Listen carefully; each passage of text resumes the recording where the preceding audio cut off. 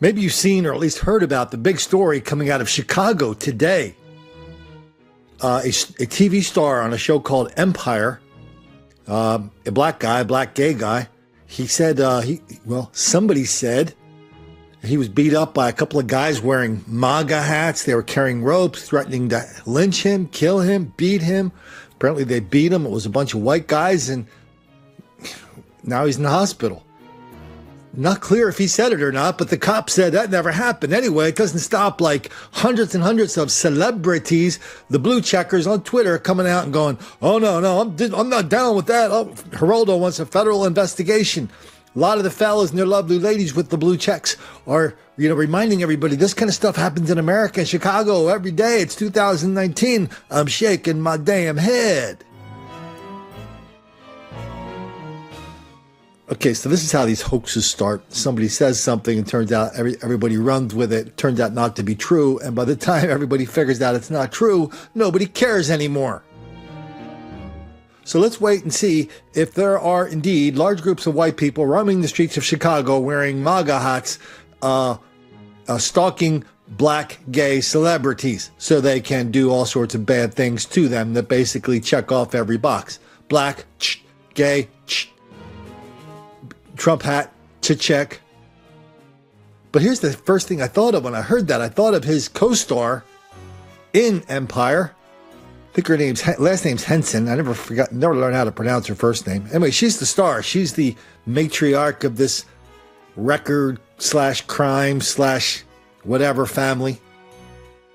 A couple years ago, she went to a magazine called Uptown, and she described in some detail how her son was stopped in a little town in Southern California and how he was harassed and vilified and abused and accused for no reason whatsoever.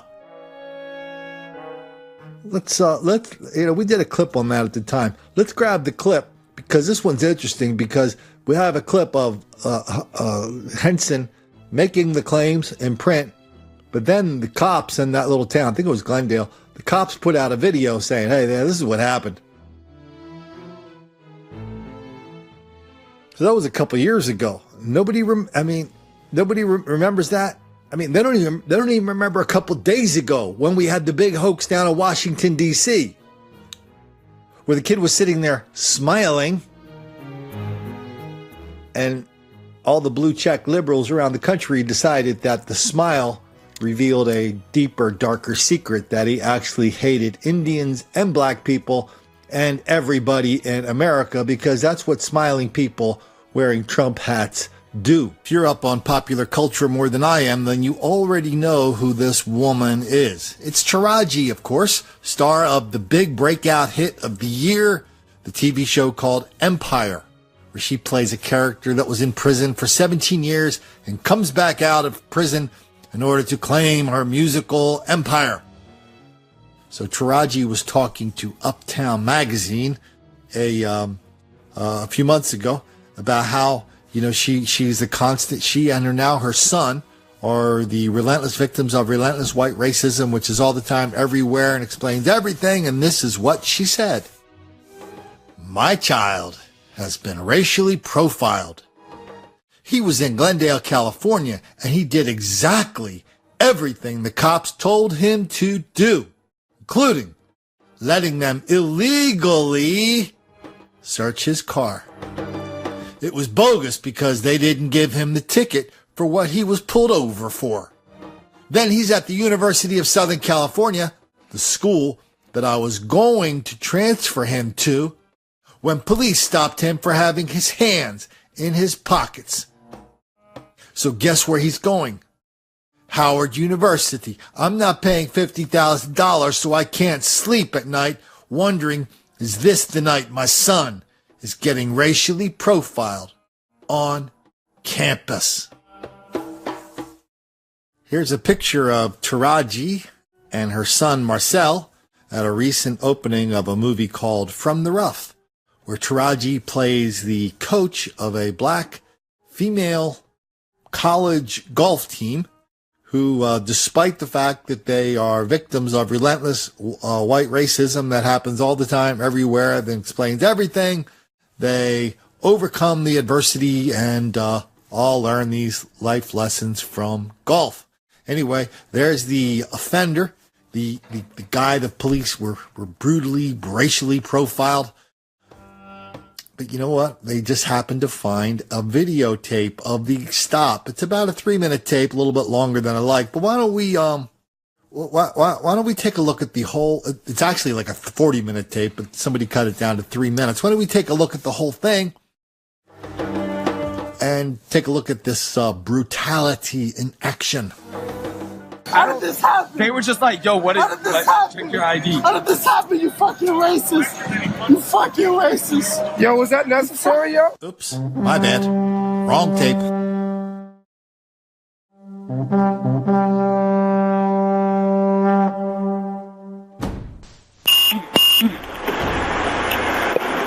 Looking 45 traffic, Brandon, Doran. What's going on, man? Do you know why I pulled you over? You remember that crosswalk that was flashing yellow and the person was walking by and you didn't yield, you just went right through? That's why I pulled you over, sir. Okay, just so you know. Can I see your driver's license? Sorry.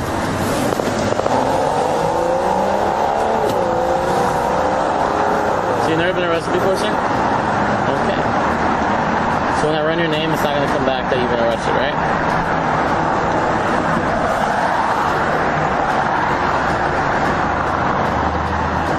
I want you to be completely honest with me. Is there anything illegal in the car I should know about now? Okay, I appreciate you being honest with me about the weed. I do appreciate that because I do smell weed. So, thank you for being honest about that, alright? I mean, and you have your registration with you? Okay, that's good. Just sit tight. I'm just going to check a few things, alright? And we'll go from there. I do appreciate your cooperation, though, man. I really do. Alright, sit tight. Where's the weed located? It's in your backpack? Alright, leave it right there for now. Just sit tight. Hey man, what's up? So I'm just gonna have you step out of the vehicle real quick, alright? Watch yourself. Step out of the vehicle and just go to the sidewalk, man. Keep your hands out of your pockets. Alright. Now, do you have anything else in the car besides the weed that I should know about? Huh? I'm sorry? Ritalin? Yeah. Is it prescribed to you? No. It's not prescribed to you. No. Who's it prescribed to?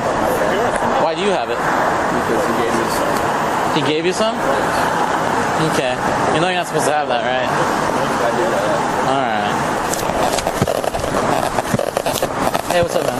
Hey, so I'm going to give you a citation for the marijuana. Listen, I'm not going to give you a citation for running that yellow because that'll actually put a moving violation on your driver's license and you're going to have to do traffic school and all that stuff. So I'm helping you out by not giving you a violation on that. All I'm going to do is take the weed from you. You can go to court and show your prescription and stuff and you can handle it that way, okay? I don't know what will happen if you do that way, okay? But I felt like this was a little better than the other one. I'm giving you this too because you smoked weed about 2 hours ago. And my partner was about, we were trying to see if you were under the influence while driving. Don't do that, okay? And a warning, if you have Ritalin on you and you're not supposed to, don't do it. Okay, that's a big violation, and I wouldn't want to do that to you. All right, sign right here. Sign the admission that goes to the promise slip here. No, you can pay this off if you don't want to go to court. All right, it's like running a stop sign, man. Except you don't get the moving violation, which is why it's good. Because you don't have to go traffic court, traffic school. So it actually helps you out just a little bit. There you go. All right, drive safe, man. Soon after the video came out, Taraji apologized to the officers involved, saying she's sorry. She lied her ass off. She's sorry. Her son lied her ass off. But you know what? The narrative of black people are relentless victims of relentless white racism all the time, everywhere. That explains everything is intact, at least at Uptown Magazine and other black magazines where this kind of stuff's reported every day. For example, in Uptown Magazine, they had a story when the first time I saw the headline, it says, "The killing fields are Republican districts targeting black men." First I thought it was Republicans are intentionally doing things to kill black people. Then a little bit later I thought, well, maybe it's a political article. Then I went back, goes, no, it's the intent of the article is to say Republicans are somehow doing things to kill black people. I'm actually not smart enough to figure out what that is. Man, hoax after hoax after hoax. Nobody cares. They care every time there's a big hoax. People just swallow it, hook, line, and sinker. Please, sir, I want some more. 2 days later, a day later, they go, oh man, sorry about that. We didn't know the full story. Next one comes out. Boom, they do it again. Boom, do it again. Boom, do it again. Boom, do it again. Boom, black guy roaming the streets of Chicago gets attacked by a bunch of white guys wearing MAGA hats. Boom, everybody takes it hook, line, and sinker, asks for a federal investigation. When the fact is, in Chicago and every other nook and cranny of this country, crime and violence is a black thing, wildly out of proportion. Black on white versus white on black is just astronomically out of proportion. You know that. You know that. Or to quote Barack Obama at the funeral of the 5 Dallas police officers, you know it. You know it. I know it. It's just a question of who wants to say it and make the black kids angry.